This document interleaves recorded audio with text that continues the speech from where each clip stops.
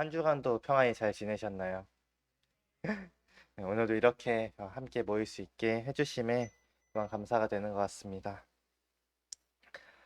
저희는 이 땅에서 살아가다 보면은 어떻게 그렇게 부모님을 쏙 빼닮았냐는 이야기를 자주 하기도 하고 이야기를 종종 듣기도 하죠.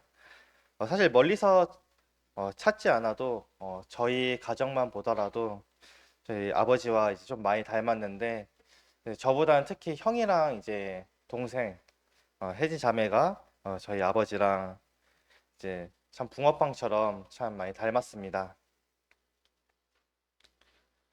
정말 가끔은 이제 똑같다는 이야기를 할 때 저희 동생하고 아버지를 보면 그런 생각이 드는데요. 이번에 최근에 결혼식에 갔는데 이제 사촌 형의 결혼식이었는데 저희 작은 고모가 또 아빠랑 닮으셨어요. 근데 누가 저희 혜지한테 그렇게 말했다고 하더라고요. 작은 고모네 딸이냐고. 이제 그 정도로 이제 닮았었는데 저희 가족뿐만이 아니라 저희 주일 학생 아이들을 보더라도 굳이 이야기를 안 해도 누가 누구의 딸인지 아들인지 좀 보이는 그렇게 좀 알 수 있는 그런 상황이 있는데 엄마 아빠의 얼굴이 그런 아이들의 얼굴 속에도 녹아 있기 때문에 그런 모습이 보이게 됩니다. 참 신기하게도 아이들이 자라는 모습을 보면은 눈매나 코 모양, 입술 같은 이목구비 뿐만이 아니라 멀리서 걸어오는 걸음걸이 또는 이야기할 때 나오는 말투와 손짓, 심지어 남들이 잘 먹지 못하는 독특한 식성까지도 부모를 그대로 빼다 박습니다. 왜 이런 신비로운 일들이 일어날까요? 과학적으로는 부모와 자식 간에 결국 끊을 수 없는 피의 흐름, 즉 세포 속에 DNA가 있기 때문에 그렇다고 이야기를 합니다. 하지만 단지 유전적인 요인, 타고난 피 때문에 그런 것뿐만이 아니라 자녀는 한 공간이라는 울타리 안에서, 한 가정이라는 울타리 안에서 늘 부모님과 함께 지내고 살을 부딪히면서 살아갑니다. 그리고 부모의 일상, 부모의 평소 뒷모습, 매일 눈으로 보고 마음에 담으면서 자라납니다. 그렇기에 부모의 평소의 습관, 가치관, 삶을 대하는 태도 등 많은 것들이 자녀의 삶 속에 그대로 배어들게 되는 것입니다. 우리 교회 성도님들의 가정만 보더라도 이런 작은 하나하나까지 닮아 있다는 모습들이 이제 참 잘 보이는데요. 진영 선생님 가정을 보면은 다 같이 매운 것을 못 드세요. 네, 저희 가족도 이제 매운 것을 잘 못 먹는다고 생각을 했고 특히 어디에 가가지고 음식을 먹다가 좀 맵다 싶으면 저는 저희 아버지한테 가가지고 매우니까 조심하라고 이렇게 이야기를 해주거든요. 근데 그거 이상으로 많이 못 드시더라고요. 네, 저희 가족은 명함도 못 내미는 그 정도여가지고 좀 많이 놀랐었는데요. 반대로 반희경 자매님 가정을 보시면 매운 걸 정말 잘 드세요. 예.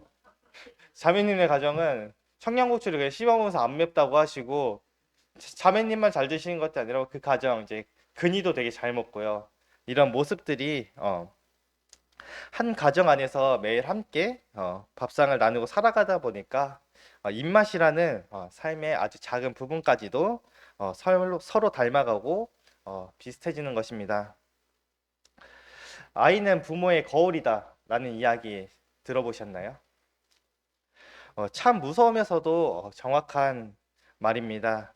아이의 말 한마디 속에서 나오는 행동, 그리고 그런 모습들을 지켜보면은 그 부모가 평소에 어떤 사람인지 그 가정 분위기가 어떠한 분위기 속에서 살아가는지 또한 투명하게 비쳐 보인다는 그런 뜻을 가지고 있습니다.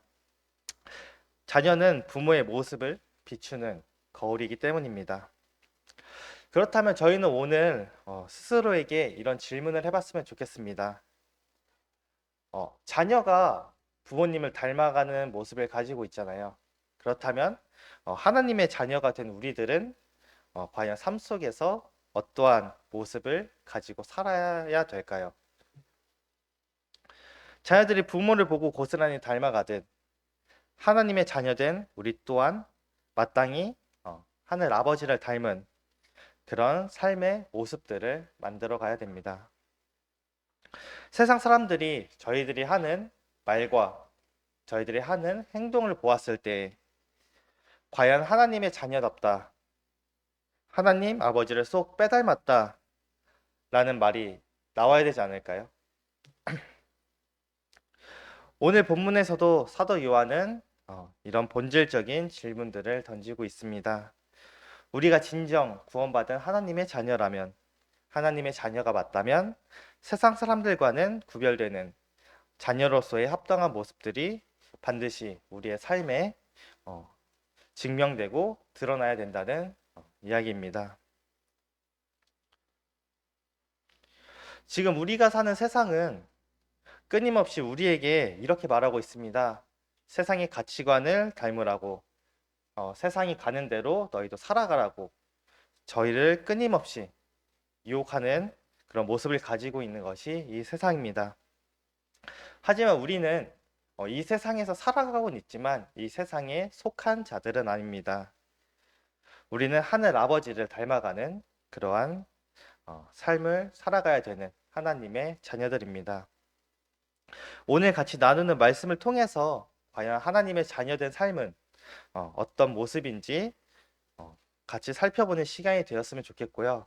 과연 나의 일상에서는 하나님 아버지를 닮은 어떤 흔적들이 묻어나고 있는지 스스로를 돌아보는 그런 시간을 가졌으면 좋겠습니다.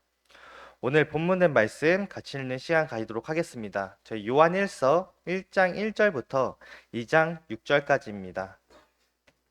요한일서 1장 1절부터 2장 6절까지입니다. 저부터 시작해서 한 절씩 교독하도록 하겠습니다.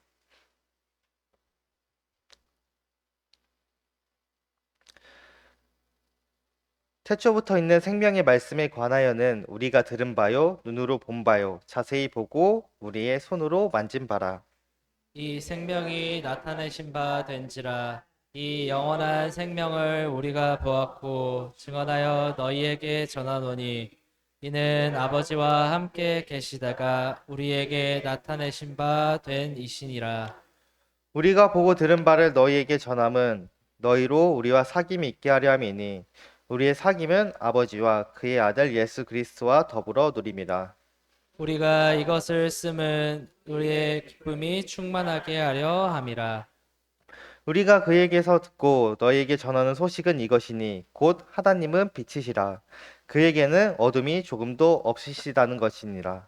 만일 우리가 하나님과 사귐이 있다고 어둠에 행하면 거짓말을 하고 진리를 행하지 아니함이거니와. 그가 빛 가운데 계신 것 같이 우리도 빛 가운데 행하면 우리가 서로 사귐이 있고 그 아들 예수의 피가 우리를 모든 죄에서 깨끗하게 하실 것이요. 만일 우리가 죄가 없다고 말하면 스스로 속이고 또 진리가 우리 속에 있지 아니할 것이요. 만일 우리가 우리 죄를 자백하면 그는 미쁘시고 의로우사 우리 죄를 사하시며 우리를 모든 불의에서 깨끗하게 하실 것이요. 만일 우리가 범죄하지 아니하였다 하면 하나님을 거짓말하는 이로 만드는 것이니 또한 그의 말씀이 우리 속에 있지 아니하니라. 나의 자녀들아 내가 이것을 너희에게 씀은 너희로 죄를 범하지 않게 하려 함이라. 만일 누가 죄를 범하여도 아버지 앞에서 우리에게 대언자가 있으니 곧 의로우신 예수 그리스도시라. 그는 우리 죄를 위한 화목 제물이니 우리만 위할 뿐 아니요 온 세상의 죄를 위함이심이라. 우리가 그의 계명을 지키면 이로써 우리가 그를 아는 줄로 알 것이요. 그를 아노라 하고 그의 계명을 지키지 아니하는 자는 거짓말하는 자요 진리가 그 속에 있지 아니하되. 누구든지 그의 말씀을 지키는 자는 하나님의 사랑이 참으로 그 속에서 온전하게 되었나니 이로써 우리가 그의 안에 있는 줄을 아노라. 그의 안에 산다고 하는 자는 그가 행하시는 대로 자기도 행할지니라. 요한일서 1장 1절에서 저희 5절의 말씀을 보시면 사도 요한은 우리에게 아주 선명하고도 위대한 진리를 말해주고 있습니다. 바로 하나님은 빛이시라는 사실입니다. 하나님의 빛이시기에 그분에게는 조금의 어둠도 없으십니다. 우리는 바로 그 찬란한 빛 대신 하나님의 자녀들입니다. 자녀가 부모의 집에서 부모의 거주지에서 함께 머무는 것처럼 우리가 빛이신 하나님과 이제 영적인 교제를 나누며 동행하기 위해서는 하나님의 거주지에 함께 있어야 됩니다. 우리가 과거에 머물렀던, 우리가 세상을 살면서 머물러 있었던 그런 어둠 속에서 벗어나서 빛 가운데로 나아갔을 때, 그 빛 가운데서 하나님과 함께 했을 때 우리는 하나님을 닮아가는 모습들을 만들어갈 수 있을 것입니다. 빛과 어둠은 결코 섞일 수 없습니다. 그렇기 때문에 저희가 원래 살았던 어둠을 모두 버리고 빛 가운데로 나왔을 때에 저는 하나님과 함께 할 수 있습니다. 하지만 저희들은 신앙생활을 하면서 흔히 하는 오해가 있고 결국 놓치지 말아야 되는 중요한 사실이 하나 있습니다. 그것은 우리가 하나님의 자녀가 되었다고 해서 우리의 모습이 완벽한 상태가 되는 것은 아닙니다. 우리의 삶이 죄를 단 한 번도 짓지 않는 완벽한 상태나 인격이 되는 것은 아니라는 점입니다. 예수님을 믿고 하나님의 자녀가 되었음에도 불구하고 우리는 여전히 연약한 모습을 가지고 있습니다. 오늘 아침에 결단을 하면서 하루를 시작했다고 하더라도 저녁에 무너질 수 있는 그런 연약한 모습을 가진 것이 저희입니다. 우리는 늘 세상의 작은 유혹 속에도 마음이 흔들리고 순간의 혈기와 욕심 때문에 넘어지기 너무나 쉬운 존재들입니다. 구원받은 성도도 넘어질 수 있고 죄의 유혹에 빠질 수 있습니다. 그렇다면 하나님의 자녀도 죄를 짓고 세상 사람도 죄를 짓는다면, 둘 다 동일하게 죄를 짓는다면은 하나님의 자녀와 세상 사람들의 결정적인 차이는 어디서 나타나는 걸까요? 그 차이는 바로 죄를 대하는 태도에 있습니다. 저희 본문 6절부터 10절 말씀 잠깐 보시면은, 만일 우리가 하나님과 사귐이 있다 하고 어둠에 행하면 거짓말을 하고 진리를 행하지 아니하거니와 그가 빛 가운데서 계신 것 같이 우리도 빛 가운데 행하면 서로 사귐이 있고 그 아들 예수의 피가 우리를 모든 죄에서 깨끗하게 하실 것이요 만일 우리가 죄가 없다고 말하면 스스로 속이고 또 진리가 우리 속에 있지 아니할 것이요 만일 우리가 우리 죄를 자백하면 그는 미쁘시고 의로우사 우리 죄를 사하시며 우리를 모든 불의에서 깨끗하게 하실 것이요 만일 우리가 범죄하지 아니었다 하면 하나님을 거짓말하는 이로 만드는 것이니 또한 그의 말씀이 우리 속에 있지 아니하니라. 사도 요한은 이런 죄를 대하는 태도에 대해서 명확하게 이야기해주고 있습니다. 세상 사람들의 방식은 세상은 죄를 지었을 때 어떻게든 그 죄를 숨기려고 합니다. 어떻게든 핑계를 대고 상황이 어쩔 수 없었다 라며 자신의 잘못을 합리화하기에 바쁩니다.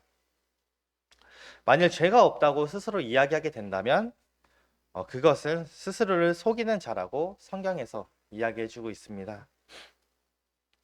반면 하나님 자녀의 방식은 죄를 지었을 때에 어둠 속으로 숨지 않는 것입니다. 비록 부끄럽고 아플지라도 빛 대신 하나님 앞으로 정직하게 나아가서 자신의 죄를 고백하는 것입니다. 그리고 자신의 연약함과 그런 허물들을 있는 그대로 고백하는 모습을 가지는 것입니다. 우리가 이처럼 상한 마음과 통회하는 심령으로 주님 앞에 나아가 우리의 죄를 고백했을 때 하나님께서는 우리에게 어떠한 놀라운 일을 이루어 주실까요? 다음 장인 요한일서 2장 1절과 2절을 잠시 보시면 그 해답이 나와 있습니다. 나의 자녀들아 내가 이것을 너희에게 쓰면 너희로 죄를 범하지 않게 하려 함이라. 만일 누가 죄를 범하여도 아버지 앞에서 우리에게 대언자가 있으니 곧 의로우신 예수 그리스도시라. 그는 우리 죄를 위한 화목 제물이니 우리만을 위할 뿐 아니요 온 세상의 죄를 위함이라. 우리가 비록 세상의 유혹 속에 넘어질지라도 우리가 주님 앞으로 나아갈 수 있다면 아버지 앞에서 우리를 변호해 주시는 대언자, 곧 의로우신 예수 그리스도께서 우리를 대변해 주십니다. 미쁘시고 의로우신 우리 하나님께서는 우리의 대언자이신 예수 그리스도께서 십자가에서 흘리신 그 보혈을 통해서 우리의 모든 허물과 죄를 눈과 같이 깨끗하게 씻겨주십니다. 우리가 주님에게, 하나님에게 우리의 죄들을 고백을 했을 때 예수님의 피가 우리를 모든 불의에서 깨끗하게 하시는 것입니다. 이 땅에서 단 한 번의 실수도 없이 살아가는 것이, 완벽하게 살아가는 것이 자녀의 기준이 아닙니다. 이 세상에 그럴 수 있는 사람은 아무도 없습니다. 캠프에서 아이들과 이렇게 상담을 하는 시간을 가지면은 이러한 고민들을 아이들이 가지고 있습니다. 캠프를 통해서 하나님과 함께하는 시간들, 죄와 함께하는 시간들보다 선생님과 함께하고 주님을 믿는 친구들과 함께하면서 되게 영적으로 풍족한 그런 시간을 보내고 집에 돌아갑니다. 근데 딱 집에 돌아갔더니 주변에 게임이 있고요, 친구들이 있고 세상이 있습니다. 그러다 보니까 아이들이 스스로 죄를 짓는다는 생각을 체감이 더 크게 들어요. 그냥 이 세상에서 속해서 무디면서 살아가는 것보다 그런 아이들과 함께 하는 시간들을 보내다가 돌아갔을 때에 내가 죄를 짓는다는 체감이 더 크게 됐습니다.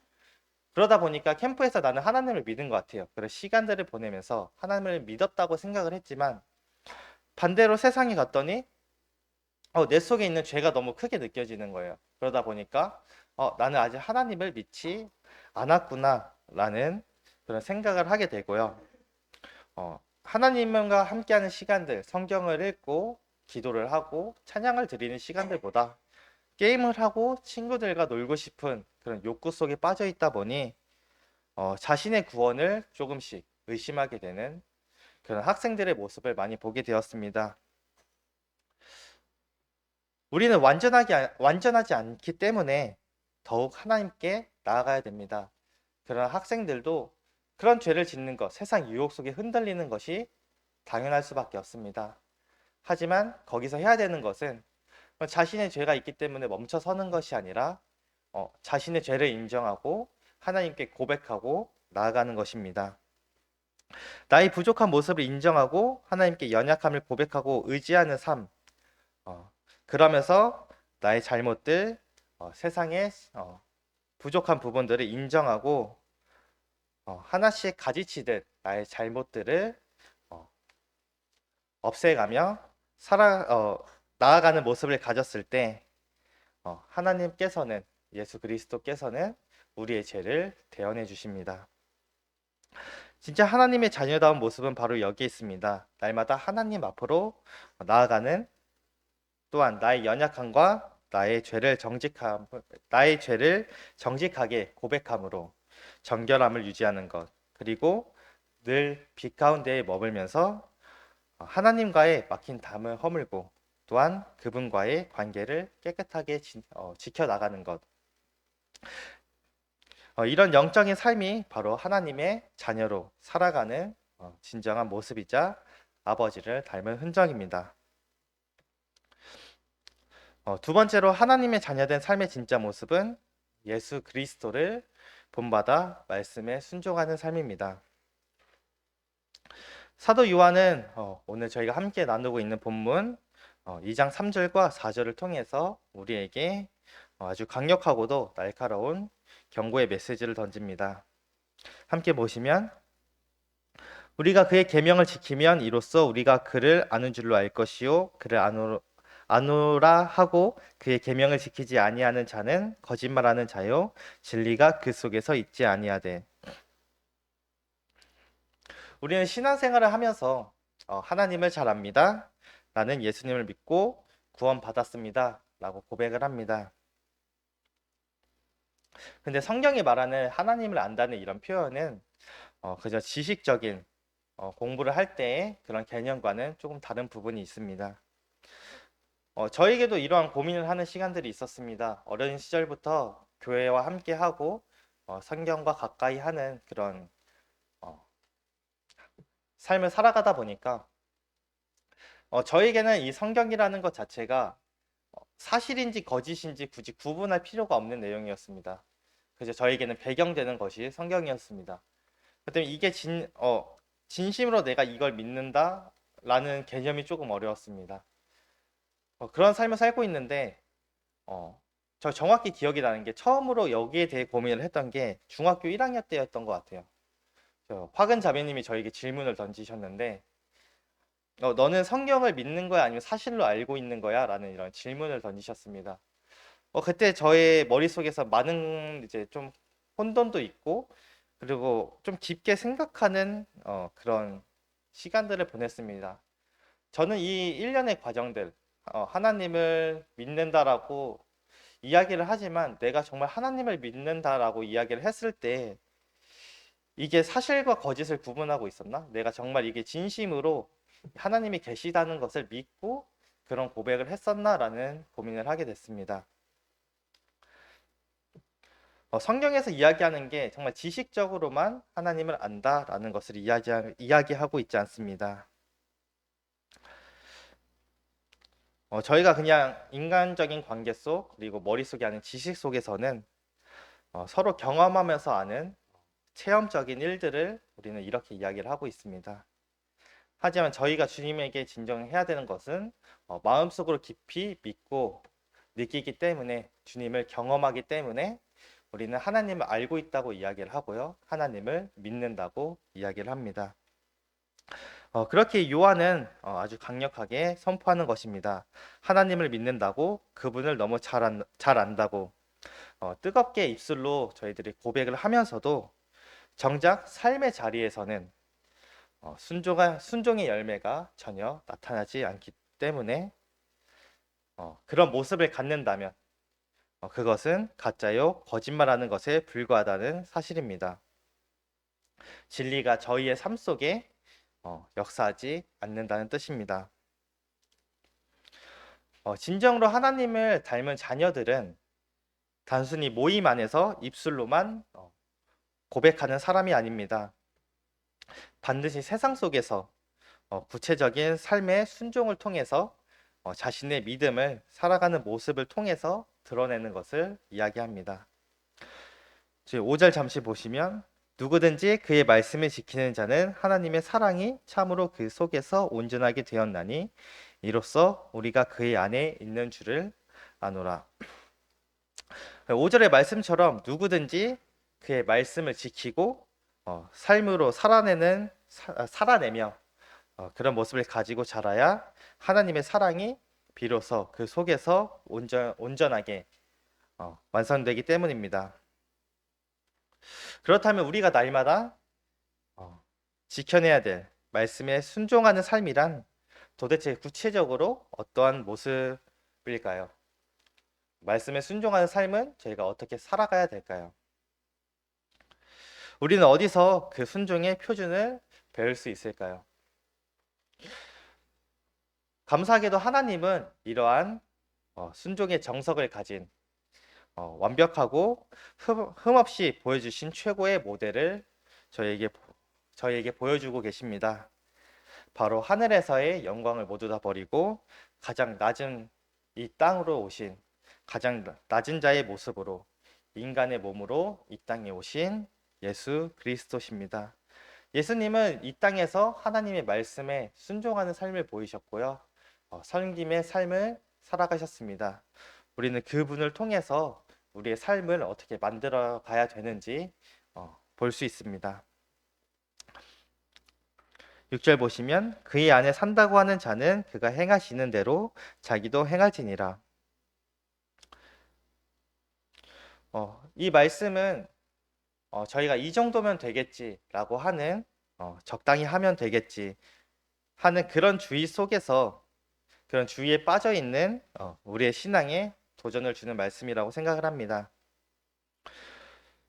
우리가 신앙생활을 하면서 해야 되는 삶의 기준은 도달해야 되는 저희의 삶은 낮지 않다고 생각을 합니다.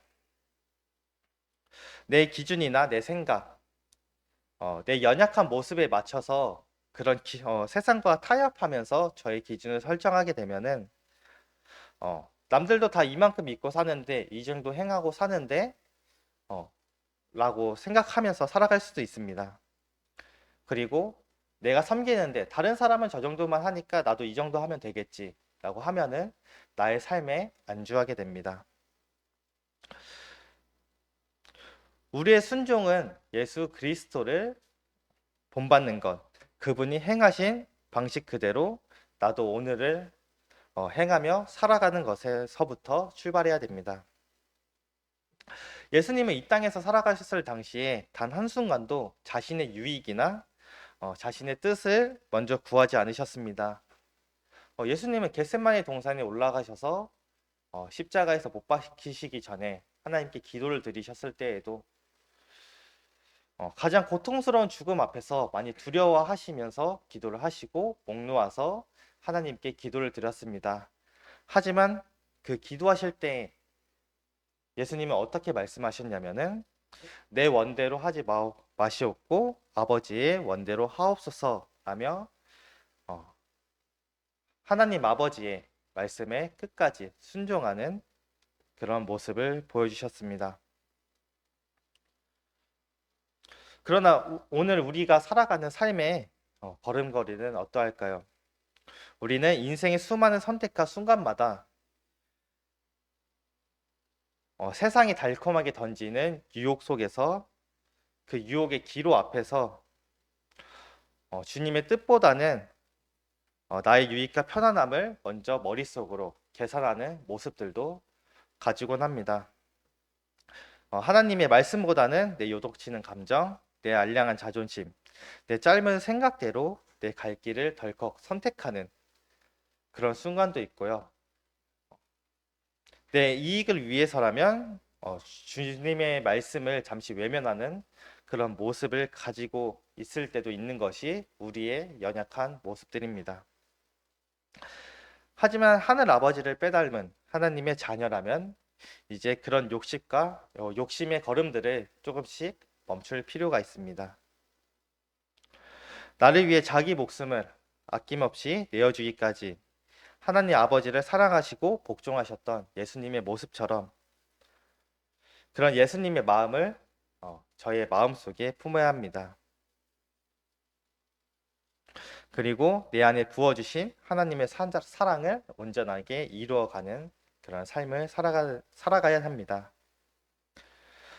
예수님이 저희 같은 죄인을 어떻게 용서하는지 기억한다면 우리도 형제들을 용서할 수 있고 사람들을 용서할 수 있습니다. 예수님이 나를 위해 얼마나 낮아지셨는지 바라본다면 저희도 기꺼이 교회 안에서 낮아질 수 있습니다. 그분께서 걸어가신 그런 사랑의 모습, 순종의 발자취를 저희가 가정 안에서 또한 모임 안에서 그리고 살아가는 생활의 모든 순간순간마다 그런 모습들을 닮아가면서 그런 걸음을 한 걸음씩 묵묵히 밟아 나가는 것 그것이 바로 아버지를 빼닮은 자녀의 가장 아름다운 모습입니다. 저도 이런 주변의 사람들을 용서하는 것이 잘 안 됐던 사람입니다. 제 속에서 화가 나면은 그 사람에 대해서 굉장히 어려움을 갖고 있는 것이 저의 모습이었는데 저번에도 말씀드렸었는데 저에게 돈을 빌리고 잠적했던 친구가 일터에서 마주치게 됐어요. 같은 회사도 아니고 그 주변에서 마주쳤는데 사실 만났을 때 그렇게 많이 화가 나진 않았습니다. 그리고 굳이 찾아가서 그 친구를 압박하고 예전에 빌려줬던 물론 큰 돈은 아니지만 그 돈을 굳이 받아내고 싶지 않다는 생각이 들기 때문에 그냥 지나쳤습니다. 다른 친구들도 제 마음을 되게 어렵게 하는 친구들이 많이 있습니다. 하지만 최근에 제가 모임에서 계속 많은 일을 해내 나가면서 어려웠던 이제 시간들을 씻어 나갔을 때 예전에는 그런 생각을 했습니다. 그 친구들이 다시 저희 교회에 온다면 제가 받아들일 수 있을까? 제가 싫어했던 사람이 교회에 나온다고 하면은 제가 마음 놓고 그래 교회 나와라고 이야기할 수 있을까라는 생각을 했는데 말씀을 다시 읽으면서 저의 모습을 다시 돌아봤을 때 그때는 잘 안 됐던 것 같은데 지금 만약에 저에게 피해를 준 친구가 교회를 나오겠다고 이야기를 한다면 저는 흔쾌히 나오라고 할 것 같습니다. 어, 예수님이 저희를 모두 용서하신 것처럼 저희도 그분을 닮아서 그런 사람들이 저희에게 지은 죄들은 하나님께서 해결하실 일들이고 또한 저희는 그 모든 것을 용서하고 또한 주님께로 그 사람들이 나아갈 수 있게 도와주는 역할을 해야 된다는 것을 이제 생각을 하다 보니까 그런 생각까지 이제 도달하는 시간을 가졌는데 이런 일련의 모습들 작은 하나하나들이 하나님의 자녀가 되는 하나님을 닮아가는 그런 모습이 되어 간다고 생각을 하게 되었습니다.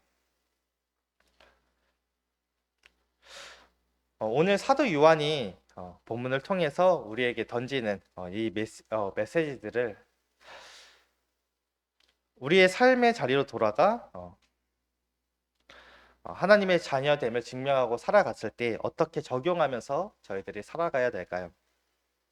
오늘 주신 이 두 가지 핵심적인 자녀의 모습을 다시 한번 돌아보면서 우리의 삶 속에 어떻게 녹아들고 어떻게 적용돼야 되는지 같이 고민하고 생각하는 시간들을 가졌으면 좋겠습니다. 우리가 매주 입술로는 하나님을 믿습니다. 하나님은 나의 아버지이십니다. 라고 고백을 할지라도 정작 저희의 삶의 현장에서 아무런 변화가 없는 삶이 되어서는 안 됩니다. 주일을 제외한 월요일부터 토요일까지 그런 삶 속에서 세상 사람들과 똑같은 방식대로 살아가는 것이 아니라 또한 세상 사람들처럼 나의 죄를 숨기기에 급급하고 하나님의 뜻은 안중에도 없이 오직 내 생각, 내 고집, 내 유익만을 위해 계산기를 두들기고 살아간다면 그것은 결코 하나님의 자녀라는 하나님 아버지를 닮은 자녀의 모습이라고 할 수는 없을 것입니다. 부모를 닮지 않은 자녀가 없듯이 하나님의 자녀라면 마땅히 삶 속에서 하나님을 닮은 그런 흔적들이 묻어나야 됩니다. 그러나 하나님의 자녀로 살아가는 것은 결코 우리가 도달할 수 없는 그런 거창하고 대단한 모습은 아닙니다. 그것은 지극히 평범하고 소소한 우리의 일상 속에서 시작되는 그런 발걸음이 될 것입니다. 우리가 삶 속에서 크고 작은 죄를 지었을 때 어둠 속으로 도망치는 것이 아니라 빛 대신 주님 앞으로 즉시 나아가는 것입니다. 나의 무너진 자존심과 연약함을 정직하게 고백하며 또한 예수 그리스도의 십자가의 보혈로 다시 씻어주시는 그 정결함을 날마다 덧입는 것입니다. 내 부끄러운 수치를 가리려고 사람들 앞에서 하나님 앞에서 이러저런 핑계를 대거나 합리화하지 않고 날마다 내 죄를 자백하며 내 죄를 고백하며 하나님의 은혜 가운데에 머무는 것, 하나님의 빛 가운데에 머무는 것, 그것이 저희의 시작이 될 것입니다. 그리고 더 나아가서 순간순간 찾아오는 내 유익과 내 고집을 주님 앞에 조금씩 내려놓는 것입니다. 나를 사랑하사 자기 몸을 버리신 예수님을 본받아 그분이 걸어가신 좁은 길, 험난한 길, 그리고 사랑과 순종의 길을 오늘 하루도 저희들이 묵묵히 따라가는 삶, 그런 모습을 조금씩 만들어가는 것이 바로 하나님의 자녀된 삶의 진짜 모습이 될 것입니다. 물론 우리는 참 연약합니다. 오늘 이렇게 가슴속에 뜨거운 그런 마음들이 생기고 결단하는 모습이 있었지만 당장 오늘 오후부터 오늘 밤부터 또는 내일 아침부터 마주할 세상을 통해서 그런 것들이 무너지기도 합니다. 세상 속에서 우리는 또다시 유혹에 흔들릴 것입니다. 순간의 이익 때문에 저희의 모습들이 또다시 넘어지고 실패할지도 모릅니다. 나는 어쩔 수 없나 봐 하며 스스로에 대한 실망감에 눈물을 흘릴 때도 있을 것입니다.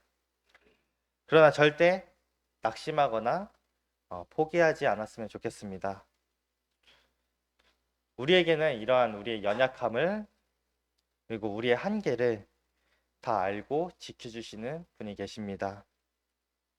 하나님 아버지 앞에서 우리의 모든 허물을 친히 변호해 주시는 우리의 영원한 대언자 곧 의로우신 예수 그리스도가 우리와 함께 계실 것입니다. 우리가 넘어질 때마다 주님은 우리를 채찍질하고 정죄하진 않습니다. 오히려 우리가 아파하며 주저앉아 있을 때 다시 일어설 수 있도록 따뜻하게 안아주시고 사랑의 손길을 내밀어 주시는 분이십니다. 다 괜찮다. 내가 너희의 죄를 위해서 십자가를 졌다. 다시 일어나 함께 걷자라고 이야기해 주시며 우리의 연약함을 고치시고 우리와 함께 걸어가 주시는 그분이 바로 우리의 주님이십니다. 그 든든하고 신실하신 대언자 예수님의 손을 의지하며 걸어가는 우리의 모습이 되었으면 좋겠습니다. 날마다 나의 허물을 벗고 또한 죄를 하나님께 정직하게 고백하며 늘 빛 대신 하나님 안에 거하고 우리 주 예수님의 아름다운 발자취를 믿음으로 묵묵히 따라감으로써 이 어두운 세상 가운데서 하나님의 하나님을 쏙 빼닮은 그런 자녀라는 이야기를 들으며 살아갈 수 있는 제가 되었으면 좋겠고요. 또한 저희 성남북부교회 성도님들이 그런 모습을 가지고 살아갈 수 있으면 좋겠다고 소망하고 있습니다. 저희 잠시 기도드리고 마치도록 하겠습니다.